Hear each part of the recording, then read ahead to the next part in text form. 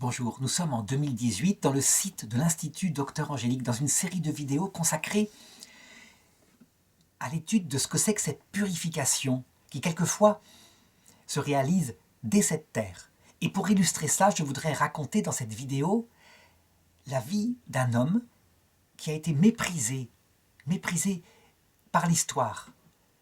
Je la raconte depuis la Belgique où il n'y a pas ces passions politiques par rapport au roi de France Louis XVI.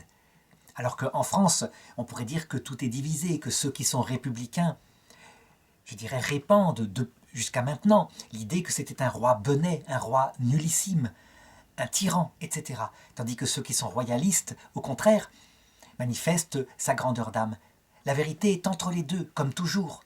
Louis XVI était un homme mis par le destin, par, je dirais, sa naissance, sur le trône de France, mais un homme qui ne peut pas être réduit comme on le fait, je dirais, à un goujat ou à un faible. C'est plus complexe que ça.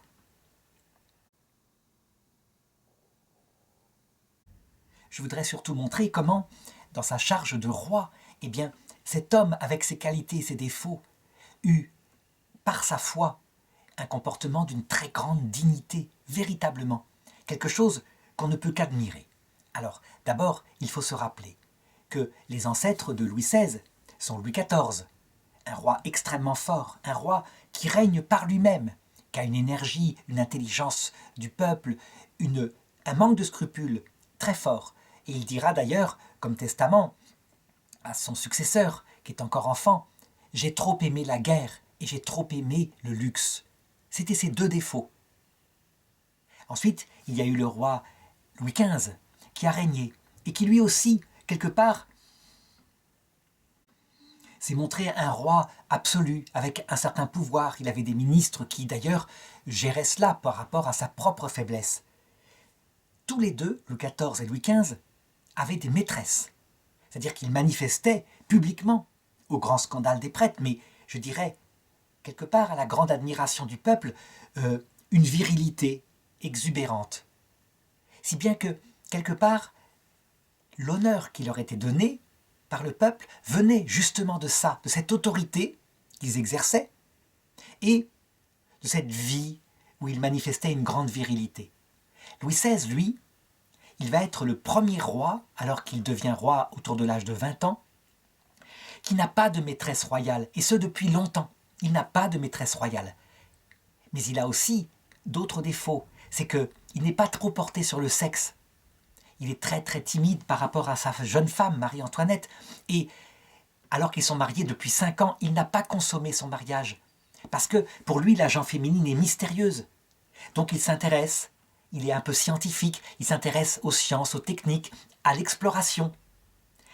Tout l'intéresse, y compris, par exemple, l'horlogerie, ça va lui être reproché. On va réduire son portrait à un roi un peu simple artisan. Il aurait été un très bon horloger, dit-on. Mais comme roi, il était nullissime. Pourquoi ? Parce qu'il manifeste justement de l'intérêt pour tout, mais qu'il faut salir son image. Il faut bien se rendre compte que les ennemis, quand on a des ennemis dans la vie, tout ce qu'on fait peut être considéré comme un reproche.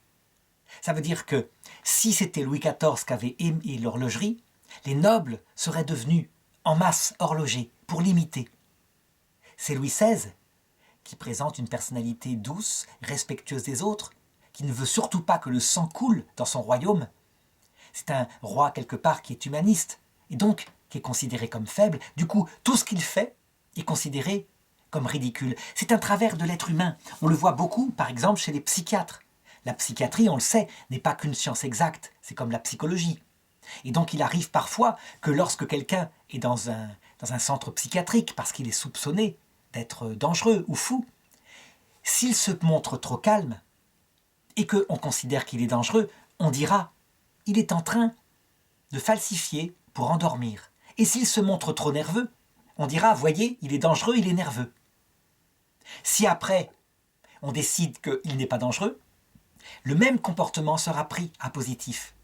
Ça, c'est un travers qu'il faut comprendre, un travers humain.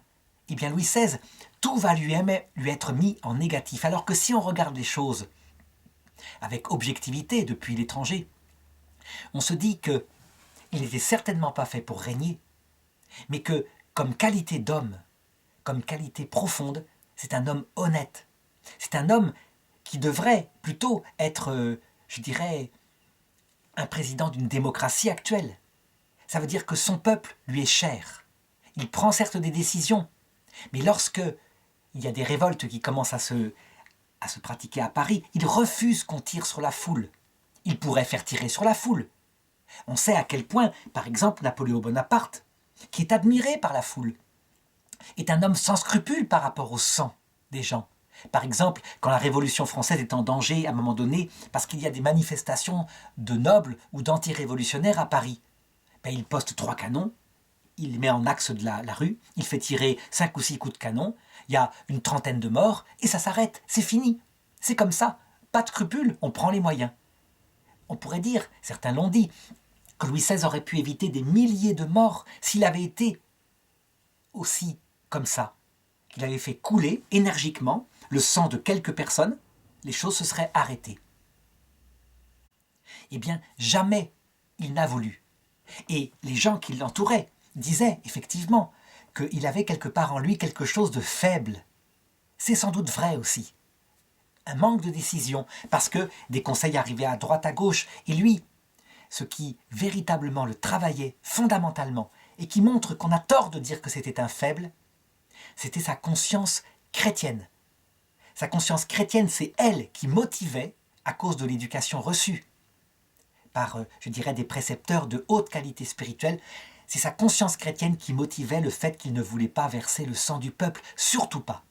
Et qui donc, parce qu'il n'était pas à la bonne époque, va provoquer que le sang du peuple va couler, évidemment. Il faut bien comprendre que la politique, ce n'est pas la morale, que la politique parfois doit utiliser pour le bien commun des moyens terribles, mais que la morale, elle refuse d'utiliser des moyens terribles, même pour faire le bien.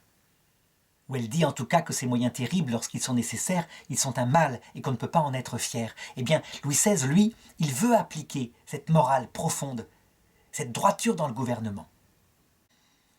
Ce qui est terrible, et je dirais ce qu'il faut considérer véritablement, c'est que, je dirais, dans l'histoire et aussi dans notre mentalité de vieil homme, si on peut dire, charnel, ce que nous admirons chez un roi, c'est quelque chose comme Napoléon Bonaparte. Napoléon Bonaparte, c'est l'inverse de Louis XVI. C'est le roi qui a des succès militaires, qui couvre de sang l'Europe, mais de gloire militaire. Il est fort, il est énergique, il est intelligent, il est rapide, il est décisionnaire. Donc on le suit partout. Louis XVI, c'est le roi qui ne veut pas verser le sang du peuple. C'est le roi qui ne veut pas tromper sa femme, qui la respecte, qui a de la timidité pour aller vers elle au début. Et donc, on le méprise. D'où vient cela? Eh bien, ça vient de la bagarre en nous entre deux choses. Entre le vieil homme qui est animal et qui rêve de gloire politique, de grandeur de notre pays, etc. Et l'homme profond, au fond de nous, qui regarde l'âme, qui sait très bien que ce qui plaît à Dieu, c'est un homme droit, humble, doux, juste, etc. Il y a une bagarre perpétuelle entre cet homme politique qui méprise et qui va crier sur le roi et la reine, quitte à établir des libelles avec de la falsification pour mieux le salir, et le jour de son exécution, l'homme profond qui réfléchit qu'il y a peut-être quelque chose de plus. L'être humain est comme ça. Souvent, les médias regardent l'extérieur, l'apparence, et ne voient pas que c'est beaucoup plus complexe, y compris pour ces révolutionnaires dont je vais raconter maintenant la suite. Lorsque la Révolution éclate en 1789 avec la prise de la Bastille, on a dit que le roi n'avait rien fait ce jour-là. On se trompe. L'histoire montre qu'il est monté à Paris et qu'il a pris en main les choses et que sa présence a pacifié les choses. Pourtant, je dirais, c'était un acte courageux parce que il venait de perdre son fils, le dauphin. C'était la même période, il était encore dans le deuil. Mais il le fit. Les révolutionnaires, qui voulaient le ridiculiser, dirent simplement, en retrouvant un jour son carnet de chasse, qu'il avait marqué ce jour-là rien. Et donc, qu'il ne s'était rien passé le 14 juillet 1789. On se trompe bien, mais l'histoire a été réécrite exprès pour le ridiculiser. En fait, il n'y avait rien, puisqu'il n'est pas allé à la chasse ce jour-là. Dans son pouvoir royal, on peut dire que la seule force de Louis XVI à cause de sa personnalité assez timide et renfermée, c'est l'autorité de sa dynastie. C'est aussi le sacre à Reims, quelque chose de sacré comme ça. Mais dans sa personne elle-même, l'autorité qu'il imposerait, pourtant c'est un homme très grand, 1,98 m, qui physiquement est un géant, mais sa douceur, son ton un peu hésitant, fait que lorsqu'il va ouvrir les États généraux, parce que le royaume est en ruine, lorsqu'il va prononcer un discours devant les États généraux, les gens sont frappés, les députés de tous ordres, tiers état, noblesse et, comment dirais-je, clergé, par sa fragilité. Ça veut dire qu'on sent que ce n'est pas un homme qui a beaucoup d'autorité, effectivement. Et donc, alors que les idées de la Révolution se sont répandues, ça veut dire que les gens sont assoiffés de liberté. Ils ne veulent plus déjà, à cause de ces idées, d'un pouvoir absolu, de droit divin. Eh bien, les gens sentent qu'en fait, ce roi sera faible. Ils se sont dit. Et donc, à un moment donné, lorsqu'ils se rendent compte que ça tourne mal, parce que les gens, du coup, prennent de plus en plus d'allant, et veulent carrément établir une constitution pour le royaume. Quand le roi décide qu'il va dissoudre donc ces États généraux, c'est le bien moins, puisqu'il ne les tient plus, eh bien, les États généraux se révoltent et disent « Nous sommes ici par la volonté du peuple, nous ne partirons que par la force des baïonnettes. » Et ils reculent, parce qu'il n'est pas question de faire tirer. Évidemment, il aurait eu les moyens modernes, il aurait envoyé des CRS qui auraient vidé la salle avec des matraques. Mais à l'époque, ce n'était pas comme ça. À l'époque, c'était des fusils, des baïonnettes. On n'avait pas d'autre système que, dans une chose comme ça, que de tuer. Et ça, il ne le veut pas, le roi Louis XVI. Ça, il ne le veut pas à cause aussi de sa foi. C'est important. Et je vais démontrer à quel point cette foi a une grande importance pour lui. Il faut se souvenir, je l'ai dit, qu'au grand scandale de l'Église, ses ancêtres ont eu des maîtresses officielles et visibles. Ce qui plaisait finalement au peuple, je l'ai dit. Mais le clergé, lui, trouvait que c'était un péché grave devant Dieu. Et donc, élevé par des précepteurs très pieux, le roi Louis XVI a gardé dans l'idée qu'on ne peut pas se comporter comme ça. Il a appris de ce christianisme profond, issu de Bérulle, si on peut dire, de l'école de Bérulle, il a appris qu'un roi, c'est une personne de droiture. Et son modèle, sans doute, c'est aussi Saint Louis, quelqu'un qui met Dieu au-dessus de sa propre vie. Résultat, quand la Révolution va se mettre à toucher, eh bien disons, aux institutions, il va les défendre mollement. Il ne va pas mettre assez d'énergie. Il va certes s'y opposer, mais mollement. Pourquoi ? Parce que là, il défend quelque chose de politique. Mais quand la Révolution française va se mettre à s'attaquer à l'Église, par exemple en établissant la constitution civile du clergé, lui, il est là, il se demande ce qu'il en est, il prend conseil auprès des évêques de France, qui lui disent, bon, la constitution civile du clergé, pourquoi pas, ça n'a pas l'air très dangereux, pourquoi pas, c'est juste un serment de fidélité, donc par rapport à la France, voilà. Mais quand la bulle du pape arrive, condamne la constitution civile du clergé 2 jours avant qu'elle doit être votée, eh bien le roi, puisque là il est confronté à une décision de l'Église, il va commencer à se montrer tel qu'il est, c'est-à-dire sa force. Et donc, à un moment donné, il va mettre son veto, parce qu'il est encore le roi de France, son veto à cette affaire-là. Il refuse ce vote pris par l'Assemblée, à savoir que les prêtres doivent jurer un serment à la nation pour pouvoir rester prêtres. De même, il va refuser que les évêques soient nommés par l'État. Alors on pourrait dire, c'est très facile, il a pris ce décret dans sa chambre, un petit peu comme le roi Baudouin en Belgique, qui a pris un décret pour ne pas signer l'avortement lorsqu'il est passé, et qui donc a renoncé à sa royauté pendant 2 jours, parce que le Parlement a trouvé ce système-là pour tout de même le faire passer. On pourrait dire que le roi Louis XVI fait un petit peu la même chose, c'est un baroud d'honneur. Eh bien pas du tout, et voici la preuve. Mené par sans doute des montagnards, des gens extrêmement opposés à la royauté, une foule hostile va se diriger vers le palais des Tuileries où habite le roi et va faire son siège pendant 3 heures. Le roi est sur le balcon, il a à côté de lui sa sœur, que les gens prennent d'ailleurs pour Marie-Antoinette. Des armes sont tournées vers lui, les gens le menacent. C'est véritablement dangereux. Marie-Antoinette ne s'est pas montrée sur le balcon, on lui a demandé de ne pas le faire, là véritablement, parce qu'un coup de feu peut partir. Eh bien, quand la foule s'amuse avec le roi, parce qu'il est quasiment entre leurs mains, et que lui essaye de se montrer gentil pour calmer, etc., sa colère, qu'on lui demande de lever un verre et de porter un toast à la République, à la nation, il le fait. Quand on lui demande de porter le bonnet phrygien, avec éventuellement la cocarde tricolore, ben il réfléchit, il se dit, bon, ça prête pas à grand-chose, en fait ça prête à beaucoup, on va lui reprocher après, on va rire du roi pendant des siècles après. Eh bien il le porte.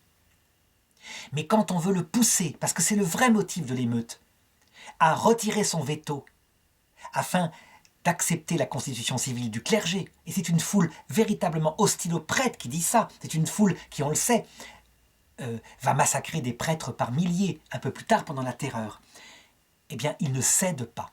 Il ne cède pas. Sa vie est moins importante. Il peut être lynché sur place, il ne cédera pas. Donc on le voit. C'est comme si l'homme, avec sa faiblesse, son manque de décision, on le voit quand il s'agit de défendre la royauté et les symboles. Mais dès qu'il s'agit de défendre Dieu, les choses essentielles, ce qui touche à son âme profonde, il ne cède pas. C'est un chrétien. Et là, c'est une force qui ne vient pas de lui, sans doute. On a souvent remarqué, d'ailleurs, chez des hommes, par ailleurs, dans leur famille très faibles, qui, lorsqu'ils sont confrontés, par exemple, au risque de martyr, je pense à ce martyr japonais, je crois, ou coréen, qui était toxicomane, qui est canonisé par l'Église. Donc un homme qui détruisait sa famille à cause de l'opium, qui n'arrivait pas à s'en sortir. Mais quand il a s'agi de renier sa foi parce qu'il allait être exécuté dans de longues souffrances, jamais il n'a cédé. Et il a été torturé jusqu'au bout. Cette force, elle semble venir d'une grâce particulière. Cette grâce, elle est certainement liée à Dieu, qui la met dans l'âme de la personne, mais certainement aussi liée à l'âme elle-même, qui sent que là, elle touche à quelque chose de sacré, quelque chose de profond, et donc qu'elle ne peut pas faire n'importe quoi. Cette scène avec la foule de Paris, donc déchaînée, l'absence de réaction du maire de Paris qui ne défend pas le roi, qui ne le protège pas, cette scène probablement va marquer le roi de telle façon qu'il se rend compte maintenant que c'est la royauté elle-même et c'est sa vie, et c'est la vie de sa famille qui est en danger. Face à cela, eh bien, il prend conseil non seulement des hommes, mais aussi de Dieu. Et donc il va développer par rapport à ça un double comportement, une double décision. La première décision, c'est que sur la vie de sa femme, sur la vie de nombreux sujets, on l'invite à fuir Paris. Il n'a plus la possibilité de régner. Il ne peut pas régner comme ça, avec des menaces et des armes qui sont tendues vers lui. Il est tout de même le roi. Donc il faut fuir. Et dans le conseil de Dieu, plus il regarde ce qui est en train de se passer, et plus il se dit que quelque part, sa royauté va avoir un côté sacrificiel.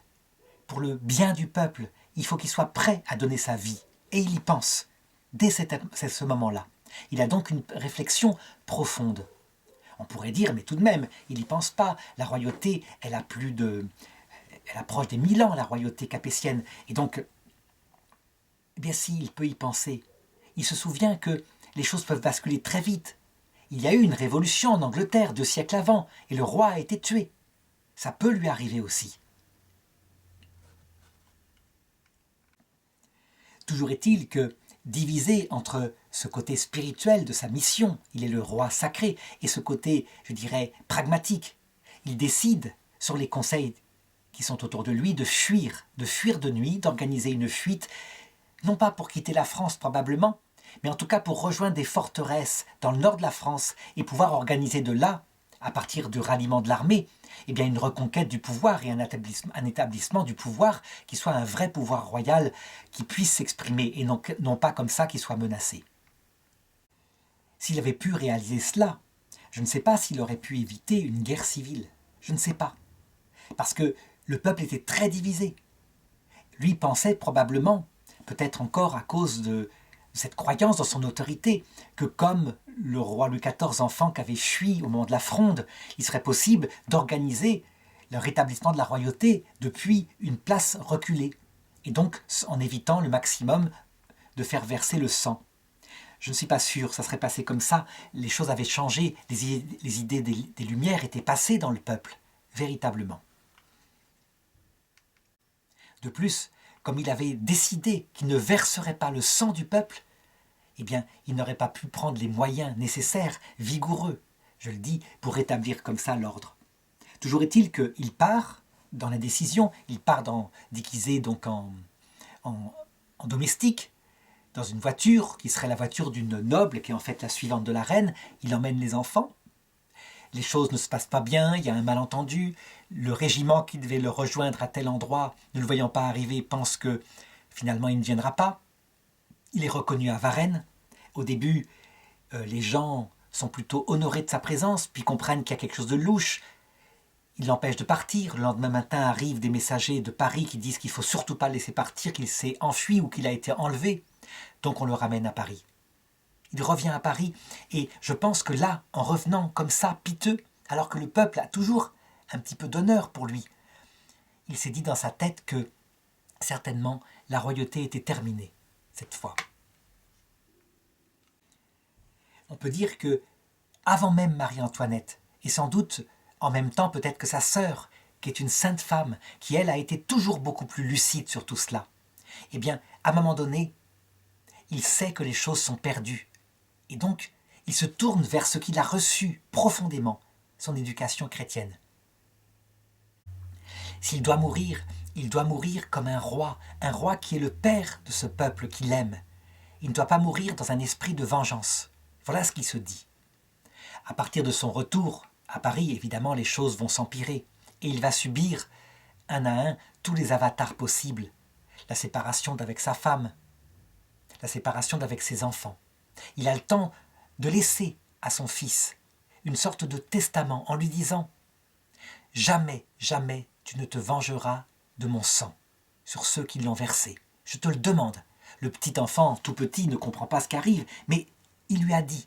Et si le roi Louis XVII avait régné, je pense qu'il se serait toute sa vie souvenu de ce testament de son père. Le procès du roi Louis XVI se tint du 10 au 26 décembre 1792.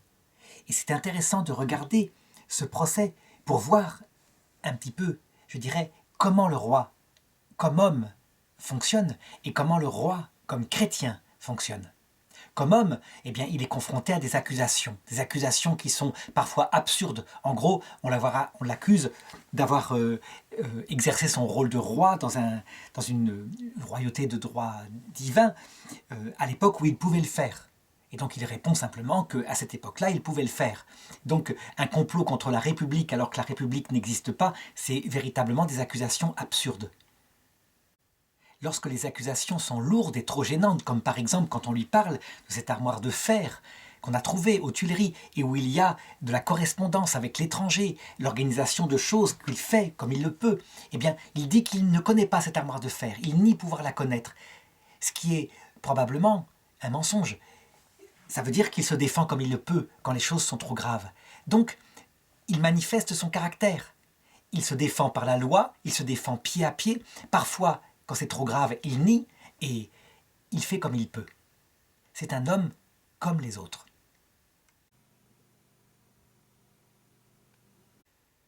Quand on l'accuse d'être responsable de morts qu'il y a eu sur le champ de Mars à une certaine date, là, véritablement, il s'énerve, il lève le ton, parce qu'il nie avoir répandu volontairement le sang du peuple. Ce n'est pas de son fait, c'est clair. Et ça, c'est sa constante. Jamais il n'a voulu répandre le sang du peuple. C'est son honneur devant Dieu. On peut peut-être lui reprocher, je dirais, sa duplicité dans le comportement politique, comment est-il possible de faire autrement. Mais sur sa volonté, sur ses principes, à savoir ne pas répandre le sang du peuple, là, il est très ferme. On sait évidemment que ce procès est truqué. Ça veut dire qu'il ne se fait pas dans des circonstances objectives. Le vote, par exemple, aurait dû être secret. Le vote est évidemment public, ce qui fait qu'il y a une pression qui pèse sur ceux qui votent. Et si on est contre la mort du roi, on est a priori suspect d'être contre-révolutionnaire. Il sera condamné à mort par une voix de plus. Et il se renseigne, quand on vient lui annoncer la chose, il se renseigne sur ceux qui ont voté sa mort. Il apprend à ce moment-là que son cousin, Philippe Égalité, a voté sa mort. Confronté à cela, en sachant qui a voté sa mort, et parfois il est surpris. Je crois qu'il a dû découvrir, s'il ne l'avait pas découvert, ce que c'est que l'être humain. Ça veut dire que, en regardant les motifs qui font qu'on condamne à mort, parfois, dans une chose comme cela, il y a la peur de mourir soi-même, il y a parfois l'envie d'être bien vu, le désir d'avoir une carrière, parfois une vraie conviction. Mais tous les sentiments humains sont dessous, et les hommes qui font ça arrivent de l'autre côté avec leur conscience. Lorsque la sentence lui est rapportée à la prison du Temple où il est, il formule quelques demandes, dont en particulier 3 jours. Il demande 3 jours pour que la sentence soit exécutée afin qu'il puisse se préparer. Ça lui sera refusé. On peut dire que là, la machine administrative, qui est froide, qui est le fait de fonctionnaire, non, il sera exécuté le lendemain. Il demande aussi à pouvoir rencontrer un prêtre, et là, ça lui sera accordé. Alors que ce ne sera pas accordé à sa femme Marie-Antoinette, qui aura un prêtre jureur. Lui, il a un prêtre non jureur. Et donc il peut comme ça se préparer à la mort, alors que Marie-Antoinette refusera le service de ce prêtre jureur, c'est-à-dire qu'a prêté serment à la constitution civile du clergé, et donc mourra sans pouvoir se confesser. C'est un acte d'honneur de Marie-Antoinette, parce qu'elle sait que son mari, sur le clergé jureur, a été toujours très ferme. Il n'a jamais accepté, je dirais, de retirer son veto par rapport à cette loi-là. Le roi Louis XVI constate qu'on lui a retiré son couteau pour le repas du midi. Et il dit « Croit-on que j'aurai la lâcheté de me suicider alors que je vais être exécuté ?» Et là, il dit à ceux qui l'entourent « Je mourrai sans peur. Je voudrais que ma mort fît le bonheur des Français et puis écarter les malheurs que je prévois, que le peuple livré à l'anarchie, devenu la victime de toutes les factions, les crimes se succédant, de longues dissensions déchirant la France. »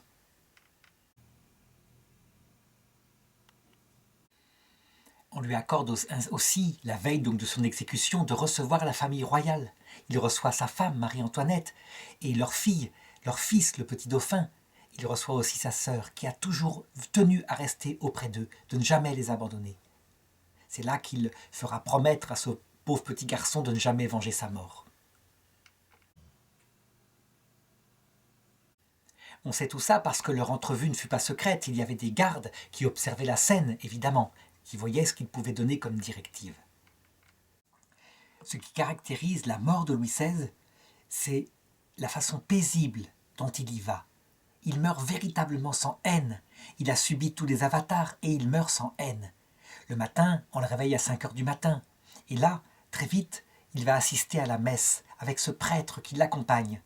Il va se confesser, recevoir, le viatique, c'est-à-dire la dernière communion qui précède la mort.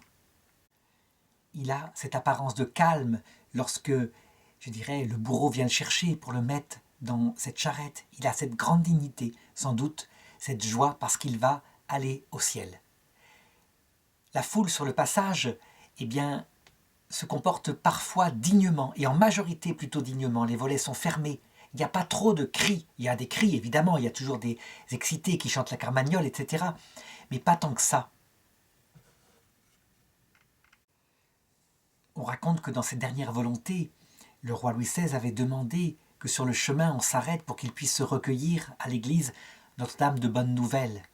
Évidemment, ça ne lui sera pas accordé. Il y aura un peu plus loin une tentative pour essayer de le délivrer. Ça fera quelques morts.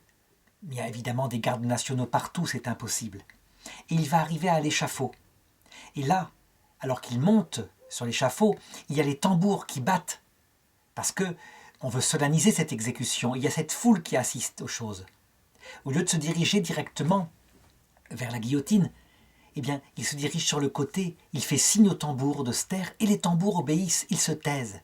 Et il a le temps de prononcer ces 3 phrases qu'il a préparées. Peut-être en avait-il préparé d'autres, mais ces 3 phrases résument tout, avant que les tambours ne se remettent à battre pour couvrir le son de sa voix. Il faut bien noter ces phrases parce qu'elles sont tout Louis XVI. Je meurs innocent de tous les crimes qu'on m'impute. Je pardonne aux auteurs de ma mort. Je prie Dieu pour que le sang que vous allez répandre ne retombe jamais sur la France. Et là, quelqu'un donne ordre et les tambours se remettent à battre, il ne pourra pas aller plus loin. On le voit, pour un homme qu'on considérait comme incapable, comme nul, on voit au contraire une très grande réflexion spirituelle, mais aussi dans son rôle de roi, une grande réflexion sur les dangers qui sortiront, malheureusement sans doute, de son exécution pour le peuple. On veut lui lier les mains, parce que pour passer sur la guillotine, il faut évidemment l'attacher. Et là, il s'y refuse. Il s'y dit « Me lier, moi, non, renoncez, monsieur le bourreau, vous ne le ferez pas. » Le prêtre s'approche de lui et lui rappelle que le Christ, lui, a été lié. Alors il se laisse faire et il dit « Je boirai donc ma coupe jusqu'à la lie. » Il monte sur l'échafaud, toujours dans ce bruit de tambour. La planche bascule, il est décapité. Et là, évidemment, le bourreau prend sa tête et la montre au peuple. Et des voix s'élèvent qui chantent « Ah, ça ira, ça ira ». Mais globalement, le peuple est comme frappé, plutôt, par ce qu'il vient de se passer. Il y a quelques gens qui dansent la farandole, et c'est là qu'on voit que, finalement, il suffit de quelques excités, mais que souvent, eh bien, la foule, elle suit plutôt parce qu'elle a peur, et elle fait le dos rond dans ces moments-là.